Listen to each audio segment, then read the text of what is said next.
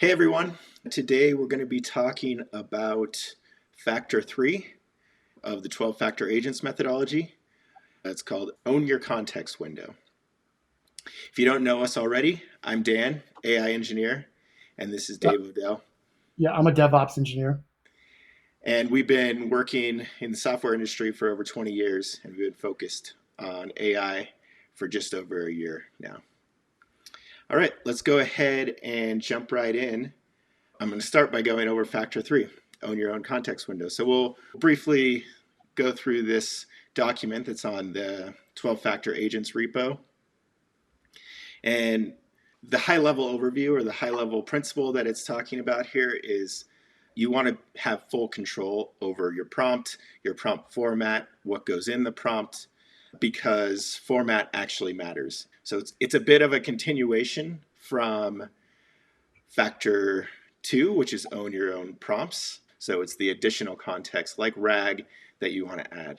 So it goes over all the different pieces, RAG, history, memory, so any attributes you've gathered from this person in the past. Prompt engineering is part of it, and then your structured output as well.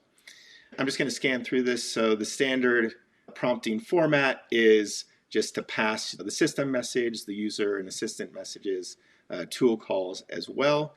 So this would be how you get RAG and things like that into the system if you're not inserting it into either the system prompt or the first user prompt. So this is what the LLM expects, and this is an example of how you might want to format it differently.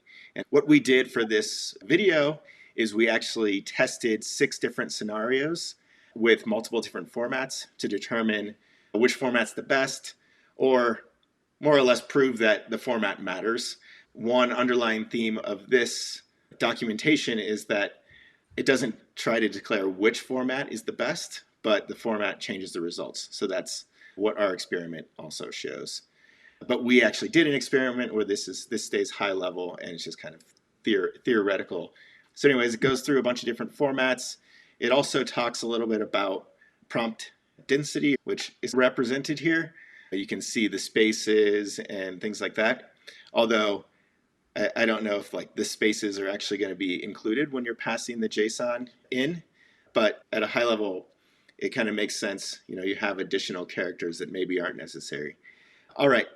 And then one of the things that I wanted to talk about was just in general, Anthropic also encourages to use XML tags to structure your prompts. Similarly to the way that they added these XML tags here, it encourages to add XML tags to distinguish between different parts of the prompt. For example, instructions, few shot examples, a different formatting, so the output formatting. And it goes into a little bit of why you might want to do that. So in general, additional format can help. And in our test today, we're going to go over an XML format. Let me go ahead and dive into what we actually built. And I'll go over the formatters first since we're on the subject. But we have more or less the standard format. So this is just the messages getting passed in. Then we have XML structure. And this is actually a heavier XML than what Anthropic proposes. So you can kind of see it here. And actually, if we go back to the models here, this is actually the additional context data that we're rendering. And we have a few different formats. One is just natural language, XML, where we actually have XML tags for every different attribute. So we have a few different formats here. And the whole purpose is to say like format actually matters. So here's the standard, more or less, XML that has XML around all your content.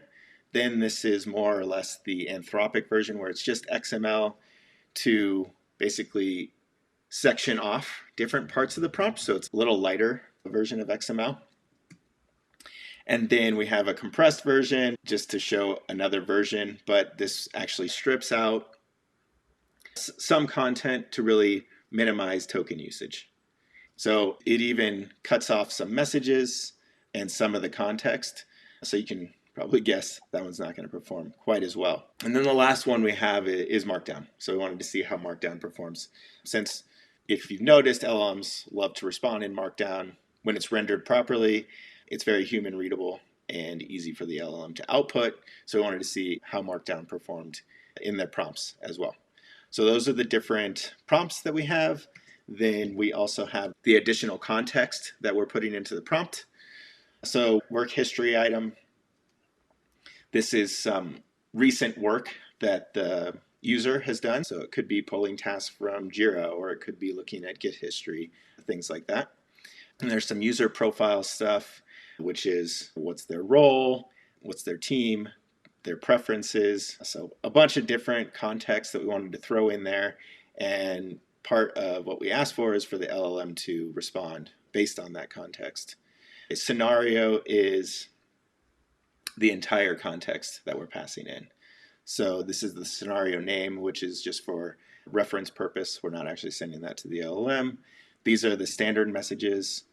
This evaluation criteria is also how we're going to evaluate the correctness of the response, and the user profile and project context that we just went over.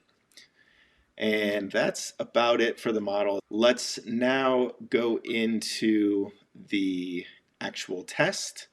Or actually, let's just scan the scenarios real quick. So I don't want to go over all of this stuff, but at a high level, we have a deployment scenario. This is a deployment assistant, so the LLM is going to help you deploy your software. And here's the user and assistant messages back and forth, asking about what's currently deployed and double checking the build and the tests and things like that. And then the final question that's proposed to the LLM here is, I need to deploy the next version, and it's asking the LLM how it should do that. And then here's the evaluation criteria, a lot of different ways that we're going to evaluate the response from the LLM. And then here's the additional context, so user profile, project context. So we have this kind of for a bunch of different ones. This is a database migration task, and it's talking about multi-tenancy here in your database, and very similar structure. This is a performance issue, so they notice like I think a 300% performance increase. So anyways, this is an example of the scenarios that we're using for this. And then we have a factor 3 test file. So this is actually the test that we're running. And remember, this is all open sourced.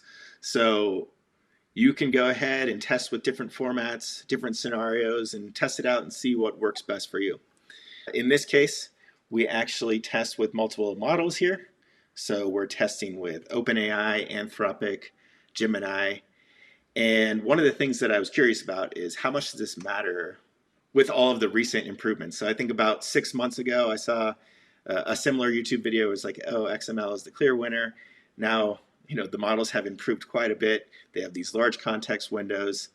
How much of this actually matters with these newer models? I wanted to see if the results still stand. So we're testing with OpenAI 4.1, Anthropic Sonnet 4, and Gemini 2.5 Pro. And this is the test here. So we're using Light LLM to run through all these tests so we can switch through the models easier and again send the results to LangFuse. So I'm going to switch back to Chrome, and here's an example test that we ran. This is the raw message format, so you can see everything here. You can see those messages, you can see the tool calls in here, and so this is what we send, and then this is the output to the LLM, and this is probably overdoing it a bit, but evaluating with 3 different models. So I wanted to be fair, and I didn't know if Anthropic was going to be biased, and Sonnet 4 would say that Sonnet is the best output just because, but it is a bit overkill, but I went ahead and ran it with each of the models for each one. They got a chance to evaluate, and then I averaged. So you can see when we evaluate, we pass all the context that we have, and then there's evaluation criteria as well, and this is it here. So this is what we saw in the JSON. All right, and we can compare a few of these here. I ran this a few days ago, so let's go back 7 days. This is what we call the document-centric one, where we're just using XML to section off different parts of the prompt. Well, it's So not really XML. It's the XML tags. yeah, it's Yeah. really XML tags. Yeah. Yeah. Um, all right, cool.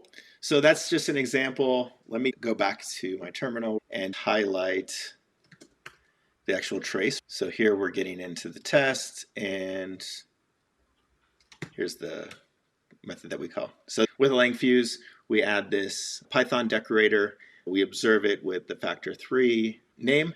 So that's what you saw in LangFuse. And then all the LLM calls that we make within this function are underneath that trace. So that's the main thing that I wanted to call out. And for light LLM, I should call out that this is how you wire up LangFuse. So you still have your standard LangFuse environment variables, but when you hook it up to light LLM, you pass in the callback name there, and it knows to just use LangFuse under the hood for you. And then there's one other thing here that I think is worth calling out, is that light LLM has standardized the format, so you don't have to change the format between different LLM calls. But for Anthropic, there's a translation layer where it translates tool responses into Anthropic's tool responses. And I saw some really bogus results when I was looking at Anthropic initially, when I was just using the message format. And one thing that's not called out in the 12-factor agents methodology docs is that tool call formats change across models. So one thing that's resilient when you actually create your own prompt and you just have your system prompt and then your one user prompt, you don't actually really have to do as many translations, or the translation's not quite as complex between different models. So it's a little bit more resilient when you switch between models, when you just have your system prompt and your user prompt, instead of using the basic message list like you see in most docs. Now let's just go over the results. I'm just going to go straight to it. And what did we see here? So we have our 5 different results. Document-centric is what I'm calling the Anthropic one, that is not quite so heavy XML. It's just the one where it's using XML to segment different parts of the doc. Then there's pure XML structured. Those actually were much higher, which is surprising to me, how much better the XML is across all the different models. It's not just Anthropic that appears to appreciate XML segmenting. It seems like all of the models do as well. If you clone this repo, you can actually get a more detailed report that has a breakdown by model. I'm not going to go over that right now. So the document-centric one and the pure XML were definitely the highest here by quite more than I thought. I thought Markdown would actually be a lot closer to this, but you can see an obvious gap. And then here's the standard message format. So this is just sending the messages. I think what we're seeing here is that some of the context gets lost. So when it gets evaluated, it actually scored lower because it doesn't respond with as much context. And then there's the compressed one, which we kind of knew was going to be bad because we were actually just stripping things out to make it cheaper. There's one thing that I want to call out here. And you can see that actually the cheapest one is the standard messages format, which is kind of surprising. If you looked at the factor3 docs, it was saying that actually tokens was a win if you go with your own custom prompt. And yeah, you can actually reduce tokens by compressing things. But what we found is when we were building out these custom prompts, we could insert natural language and it would actually give a better result. And then there's one other thing to call out on these costs. Gemini 2.5 Pro is using reasoning tokens. And so even the compressed version is actually much higher than it should be because Gemini works hard to try to solve the problem, even if it doesn't have enough context. So it'll actually spin and try to reason about it and try to get context for you when it doesn't have it. So anyways, that's it for this video. Dave, anything you want to add to this Yeah. before we close it Yeah. out? We learned a lot here. We did some other videos about the prompts themselves, but the format really matters. You can see in here, if you think about like production or even just like testing and deploying something, you want more consistent results, obviously. Even just using XML tags to segment your prompt is a huge, huge win. It doesn't really cost you that much. You know what I mean? It's not just a huge cost to do that, but Mm-hmm. it is a huge cost as far as what you're getting out of it, the results. So format is super critical here. Yeah. It's not a huge step to go from just like a standard message to just putting in, XML tags. It's not a huge amount of work, but the results are massively different. Yeah, that's right. The work is pretty trivial. We tend to use Jinja for our prompt templates. You can see that the Factor 12 methodology guide uses BAML. This demo actually just uses code and structures it. So it's not that bad no matter what you do. And you get some huge wins. And some other things that we thought were interesting is Gemini spinning, even if it doesn't have context. So there's something to take home with that is you shouldn't be using a reasoning model if there's nothing to reason about, because it'll actually spin and churn through tokens and probably won't get a better answer. So context matters. Reasoning models will try to get context out of nothing and hike up your token costs. So that's it for this one. If you want to work with us, feel free to reach out. There's a link at the bottom of the video. You can do a discovery call with us. And if you enjoyed the video, like and subscribe. All right. Yep. And Thanks, don't everyone. forget, this demo is available on our GitHub account, which will be linked below Yeah. the video. Yeah, we'd love for you to test it out with your own formats. Let us know what you learn, what you see. All right. Thanks, everyone. Bye.